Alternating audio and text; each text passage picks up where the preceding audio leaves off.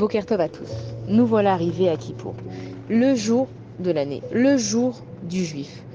Et les juifs partout dans le monde, ils ont une émouna en Akadosh Baruch Hu. Chacun à l'intérieur de lui, il sait que Dieu il existe, mais il n'a pas encore réussi entièrement à se connecter avec Dieu.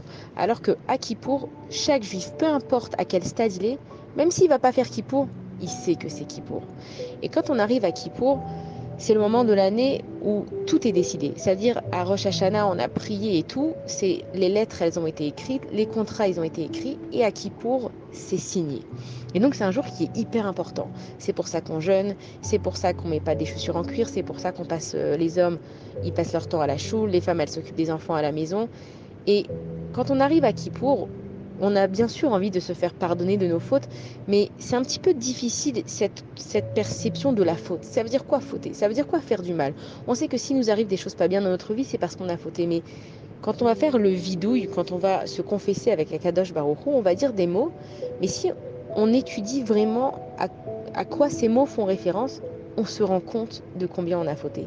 Et on va prendre plusieurs exemples. Quand on dit dans le vidouille, on dit Hachamnou, on a fauté. En fait, quand on dit ce Hachamnou, ça veut dire que on aurait mangé peut-être de la nourriture pas cachère. On aurait mangé sans réciter de bénédiction. On n'aurait pas répondu Amen après une bénédiction. Et qu'on n'a pas renforcé notre Emouna. Quand on dit le mot Bagadnou, nous avons trahi. Alors nous, à première vue, on se dit ah non, moi j'ai trahi personne.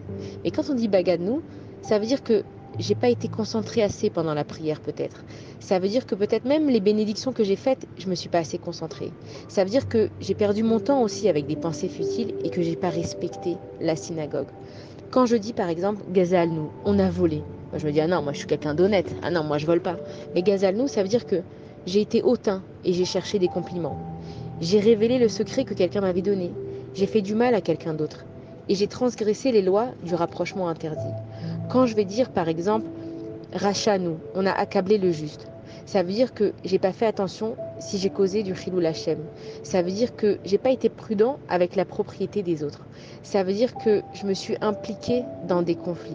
Quand on va dire aussi par exemple Tafalnou, Sheker ou Mirma, on a dit des mensonges et des tromperies, alors on va se dire non, j'ai dû faire quoi? Un mensonge cette année? Deux mensonges? Mais c'est pas que ça. Ça veut dire qu'on aurait pu aussi propager des mensonges et des tromperies. On aurait fermé son cœur à la Kedusha. On a choisi le mal à la place de choisir le bien et qu'on n'a pas toujours eu des pensées pures. Et quand on étudie ce vidouille et qu'on étudie chaque faute qu'elle comprend, là on se rend compte combien on est loin et combien on ne fait pas assez attention à ce qu'on fait et combien aussi on a tendance à banaliser. Alors c'est marrant parce que le sentiment d'un être humain, c'est que on se banalise dans la vie de tous les jours. On se dit non mais ça je suis pas capable. Ah non moi je suis trop fatiguée. Ah ça j'y arriverai jamais. Mais quand il s'agit des fautes, le Yetzirara, le mauvais penchant, il nous dit non mais ça va, ça c'est pas grave. En fait, il nous rebooste. Dès qu'on fait quelque chose de pas bien, il nous donne une raison de le faire. Et c'est pour ça qu'on a toujours des justifications dans la vie. Dès qu'on fait quelque chose, on se dit ah ouais non mais il a commencé en premier. Ah mais lui la dernière fois il m'avait fait comme ça, j'avais rien dit, mais cette fois je vais pas me laisser faire. Et donc il faut inverser ce processus. Dans la vie de tous les jours, il faut se dire oui je suis capable, oui je vais le faire, oui je suis un homme extraordinaire, oui je suis une femme extraordinaire. Même si je suis pas la maman parfaite, je fais de mon mieux. Et dans nos fautes, par contre, c'est là qu'il faut être précis et qu'il faut dire alors peut-être que j'ai pas volé, mais peut-être que j'ai volé du temps. Peut-être qu'une fois il y avait un feu rouge et puis moi je suis passée en queue de poisson, j'ai volé le temps de quelqu'un ou j'ai fait gezel da'at, j'ai volé la connaissance. Peut-être que j'ai arnaqué une personne, elle savait pas. Moi je savais très bien combien cette chose elle coûtait. Je lui ai dit comme ci comme ça, elle a pas compris. Je me suis fait de l'argent sur son dos. Et en fait, quand on étudie le vidouille, donc quand on fait ça à Kippour, c'est une analyse de qui on est et de ce qu'on fait et de ce qu'on est aux yeux d'Akadosh Baruch Hu. Parce qu'aux yeux des gens, on peut mentir. On peut se faire passer pour la personne la plus extraordinaire. On peut s'habiller le mieux possible, mais à l'intérieur de nous, il n'y a pas grand-chose. On peut parler, on peut faire des magnifiques Dvar Torah, on peut dire des merveilleuses idées, on peut dévoiler des secrets magnifiques de la Torah. Mais si on ne fait pas ce qu'on dit, à quoi on ressemble? Alors l'être humain, on peut lui faire croire ce qu'on veut. Et d'ailleurs, c'est ce qu'on voit aujourd'hui. On n'a plus de preuves de rien. Tout le monde peut faire croire ce qu'il veut. Surtout aujourd'hui avec les réseaux sociaux, entre Instagram, les filtres, etc. On n'a plus idée de ce qu'est la vérité. Seulement quand on arrive à Kippour devant un Kadosh Baruch Hu, ça y est, c'est game over. Il n'y a plus de jeu. Tu es devant Dieu et Dieu, il sait exactement ce qu'il y a à l'intérieur de ton cœur. Donc il faut profiter de ce moment. On fait le vidouille plusieurs fois dans notre filote. On fait plusieurs fois, on dit nos fautes. Et c'est vrai que ça pourrait avoir l'air un petit peu barbant et on se dit quoi, encore, je vais dire combien j'ai fauté? Mais à chaque fois, réfléchis combien de fois t'es retombé et retombé et retombé. Et donc on dit à Kadosh Baruch Hu, il faut venir avec un cœur plein d'émotions et dire Hachem, non seulement que j'ai fauté envers toi, mais envers autrui.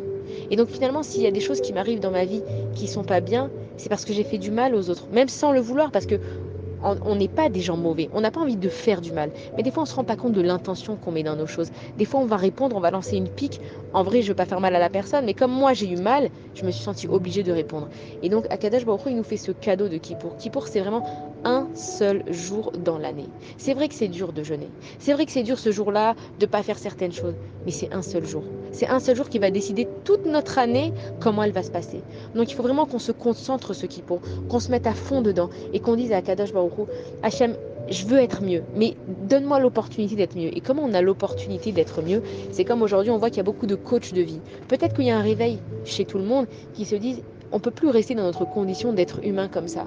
Le monde, il est magnifique, mais on n'arrive pas à s'en rendre compte. Donc, on fait différentes thérapies pour exprimer les sentiments qu'on a à l'intérieur de nous, pour exprimer les différentes frustrations qu'on a à l'intérieur de nous. Et qui pour c'est une analyse avec le meilleur psychologue qui existe à Kadosh Baruch Hu. Et Hachem, il nous dit, creuse-toi la tête, regarde où tu n'as pas bien fait, et répète-toi où tu n'as pas bien fait les choses, vérifie, étudie, creuse à l'intérieur de toi là où tu n'es pas assez bien, et corrige-toi pour toi. Parce que finalement, quand nous, on se corrige, c'est nous qui en profitons. Quand par exemple, quelqu'un va m'énerver, d'accord? Cette personne, elle a envie de m'énerver. Si je m'énerve, c'est elle qui a gagné. Parce qu'elle a développé en moi le sentiment qu'elle voulait avoir. Alors que si moi, je suis en maîtrise complète de moi, c'est moi qui en bénéficie. Parce que la personne en face de moi, elle a fait quelque chose qui m'énerve, mais moi, je reste calme et sereine. Et tous les traumatismes qu'on a dans notre vie, c'est parce qu'on est trop des réceptacles des événements de la vie. Les événements de la vie, ils arrivent, et c'est à nous de les gérer. C'est comme s'il pleut. Je ne suis pas responsable de la pluie qui tombe. Mais par contre, si je ne sors pas avec des bottes de pluie, un parapluie et un manteau imperméable, c'est ma faute si je suis mouillée et j'attrape le rhume. Et c'est la même chose avec les événements de la vie, c'est que Hachem, il nous dit, travaille-toi, regarde où sont tes faiblesses et trouve les moyens. Et les moyens, ils sont tous dans la Torah, à travers des psychologues, à travers des thérapeutes, à travers des conseillères conjugales. Tout ça avec la Torah, tu arriveras de faire de toi un homme meilleur. Et pourquoi c'est le but d'être un homme meilleur? C'est juste beau ou alors est-ce qu'il y a vraiment un but? Le but d'être un homme meilleur, c'est d'être heureux dans ta vie. Quelqu'un qui n'a pas de traumatisme, quelqu'un qui n'a pas d'angoisse, quelqu'un qui n'a pas de peur dans sa vie, il est heureux. Et quand tu es heureux, tu peux aider ton prochain. Et c'est ça le but dans le monde, d'aider les uns et les autres. Donc à Kippour, c'est pas seulement à nous qu'on se fait du bien, c'est pas seulement aux autres qu'on fait du bien, mais c'est le jour où on dit à Kadosh Baruch Hu, Hachem, je suis là, je vais m'arranger, je vais devenir quelqu'un de meilleur pour avoir une vie meilleure et donner un monde meilleur aux autres. Alors, je vais vous envoyer le vidouille détaillé. C'est bien de l'imprimer, moi je l'imprime, je le mets dans mon livre et tous les Kippour, je prends mon temps dessus et vraiment je m'arrête sur chaque mot pour comprendre où est-ce que j'ai pu fauter et pour essayer au maximum qu'Akadash Baruch Hu il me pardonne en lui disant que Akadash Baruch Hu, voilà, je sais qu'il ne faut pas le faire. Désolée que je l'ai fait, mais Bémet, Akadash Baruch Hu, je vais essayer de tout mon cœur cette année de faire encore plus attention. Alors Bezrat Hashem, qu'on passe un très bon kippour, qu'on profite de chaque opportunité, même si c'est long, même si c'est dur. Et si on n'arrive pas à prier avec le sidour, c'est pas grave, on a nos mots, on a notre bouche. Akadash Baruch Hu, il écoute, et Akadash Baruch Hu, il écoute dans toutes les langues. Et on parle à Hachem avec nos mots à nous. Et même si on n'arrive pas à lire le vidouille, c'est pas grave. On lit les explications et on les explique à Akadash Baruch Hu.